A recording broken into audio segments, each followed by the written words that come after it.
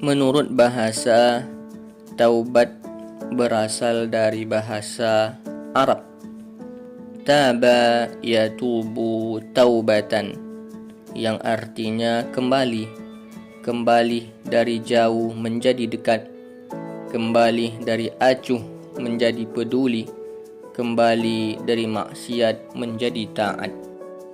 Menurut Syekh Jamilah Al-Masri dalam bukunya Tadbir Al-Qulub min Jarahat Al-Dhunub, taubah berarti seorang hamba yang kembali mendekat pada Allah Subhanahu wa ta'ala, seraya berpaling dari segala hal yang dimurkai Allah dan menyesatkan. Taubat juga bisa diartikan hamba yang kembali atau pulang kepada Allah Subhanahu wa ta'ala setelah menjauh darinya. Dengan demikian, orang yang bertaubat adalah mereka yang melakukan perbuatan yang disenangi Allah, dicintai Allah, disayangi Allah, dan dikehendaki Allah Subhanahu wa ta'ala, seraya meninggalkan apa yang dibenci dan dimurkai oleh Allah Subhanahu wa ta'ala. Jadi, ia beralih dan berpindah dari yang dibenci menjadi yang dicintai oleh Allah, berhijrah dari yang dijauhi menuju yang didekati oleh Allah Subhanahu wa ta'ala, dari yang diacuhkan menjadi orang yang diperhatikan oleh Allah Subhanahu wa ta'ala. Bila seseorang melakukan kemaksiatan, ia telah menjauhi Allah, sehingga Allah pun menjauhinya. Jika seseorang berbuat dosa, ia telah berpaling dari Allah. Jika ia mau kembali kepada ketaatan, ia sedang mendekati Allah, dan ia pun kembali mendekat pada Allah Subhanahu wa ta'ala. Lantas, apa hukum bertaubat bagi seorang muslim? Taubat adalah sebuah kewajiban bagi siapa saja yang mengaku seorang muslim, yang mengakui Tuhannya adalah Allah dan Rasulnya adalah Muhammad sallallahu alaihi wasallam. Bahkan tidak ada kewajiban yang lebih utama dan paling penting dalam kehidupan seorang muslim kecuali taubat itu sendiri. Pokoknya, rumus seorang muslim itu adalah tiada hari tanpa bertaubat, tiada hari tanpa merawat taubat. Perintah taubat dalam Al-Quran diantaranya terdapat dalam surah At-Tahrim ayat 8. Wahai orang-orang yang beriman, bertaubatlah kalian kepada Allah dengan taubat yang sebenar-benarnya.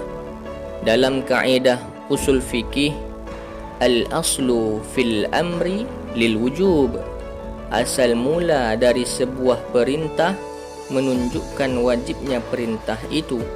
Jadi, perintah taubat seperti yang termaktub dalam ayat tersebut menunjukkan pada kewajiban bertaubat tanpa ada yang dikecualikan. Dengan demikian, tidak ada keraguan lagi bahwa perintah taubat adalah fardu ain, yaitu kewajiban yang harus dilaksanakan bagi setiap pribadi muslim. Wajib bertaubat dari seluruh dosa yang pernah dilakukan. Tidak boleh bertaubat dari sebagian dosa, sementara dari dosa-dosa yang lain tidak. Jadi, taubat itu harus utuh dan menyeluruh. Demikian itulah taubat yang akan diterima oleh Allah Subhanahu wa ta'ala. Hakikat taubat itu sendiri adalah menyesal terhadap maksiat yang telah diperbuat dengan meninggalkan maksiat tersebut saat ini dan berazam, bertekad dengan kuat untuk tidak mengulangi perbuatan tersebut di masa yang akan datang. Ada pula ulama yang mengatakan bahawa hakikat taubat adalah meninggalkan kemaksiatan itu untuk selama-lamanya. Dan kedudukan taubat terdapat dalam surah An-Nur ayat 31. Dan bertaubatlah kalian semua, wahai orang-orang yang beriman, niscaya kalian akan beruntung. Ayat ini adalah ayat Madaniyah atau ayat yang diturunkan di kota Madinah. Dalam ayat tersebut, Allah menyeru kepada orang-orang yang beriman dan berakhlak mulia untuk bertaubat kepadanya. Setelah mereka beriman, bersabar, dan berhijrah dari Mekah menuju Madinah, serta berjuang menolong agama Allah, kemudian Allah mengaitkan kata keberuntungan dan kebahagiaan dengan taubat. Maksudnya, jika kita bertaubat, kebahagiaan itu adalah milik kita, bahkan sangat dekat dengan kehidupan kita. Tidak ada harapan bagi orang yang bermaksiat untuk menjadi orang yang bahagia, karena kunci bahagia adalah pada taubat. Selain itu, hanya mereka yang bertobat yang memiliki harapan untuk menjadi manusia yang beruntung serta bahagia. Semoga Allah Subhanahu wa taala menggolongkan kita ke dalam orang-orang yang bertaubat dengan sungguh-sungguh sehingga tergapai bahagia dunia dan akhirat. Allah Subhanahu wa taala berfirman di dalam surah Al-Hujurat ayat 11, dan barang siapa yang tidak bertaubat, mereka adalah orang-orang yang zalim. Hamba Allah itu terbagi menjadi dua golongan. Golongan yang pertama adalah golongan yang beruntung. Golongan yang beruntung itu bukan golongan yang sama sekali tak pernah berbuat maksiat, tak pernah terjerumus dalam dosa, atau tak pernah berbuat salah. Ia tentu saja pernah bermaksiat, tetapi kemudian segera bertaubat. Ia pun belajar dari kesalahan yang pernah dibuatnya dan segera memperbaikinya. Ia layak memperoleh surga. Golongan yang kedua adalah golongan yang merugi. Golongan ini adalah golongan yang menganiaya dan menyiksa jiwa mereka sendiri. Bukannya segera bertaubat, setelah melakukan maksiat, mereka malah larut dan terus-menerus melakukan perbuatan dosa. Mereka itulah orang yang merugi. Tidak hanya di akhirat, di dunia pun mereka sudah dapat merasakan kerugiannya. Taubat merupakan sebuah anugerah Allah Subhanahu wa taala bagi orang yang berniat ikhlas untuk meninggalkan dosa dan maksiat yang dikerjakannya secara total. Berbahagialah mereka diberikan kesempatan untuk bertaubat dan memanfaatkan kesempatan itu dengan sebaik-baiknya sebelum dia wafat. Tidak semua orang mendapatkan anugerah ini. Hanyalah mereka yang terpilih yang akan menyambut dan menjemput kesempatan berharga ini. Ada sebuah hadis yang membuat perumpamaan orang-orang yang bertaubat. Perumpamaan atau gambaran orang yang bertaubat dari berbagai macam dosa yang pernah ia lakukan adalah seperti orang yang sama sekali tidak berdosa. Jadi sebanyak apapun dosa yang pernah dilakukan, asal maksiat yang diperbuat disusuli dengan taubat, sesuai bunyi hadis tadi, digambarkan seolah-olah steril dari dosa, bersih dan suci dari kesalahan. Dalam hadis lain, Rasulullah pernah bersabda, orang-orang yang bertaubat dari berbagai macam kesalahan yang dilakukan ibarat seorang bayi bersih yang baru dilahirkan ibunya tanpa dosa dan kesalahan. Mulai dari nol lagi ia menjalani kehidupan. Dalam hadis yang diriwayatkan oleh Imam Bukhari dan Muslim, Rasul mengilustrasikan orang yang bertaubat seperti orang yang berpergian jauh di tengah padang pasir yang panas dengan mengendarai seekor unta yang sangat ia sukai.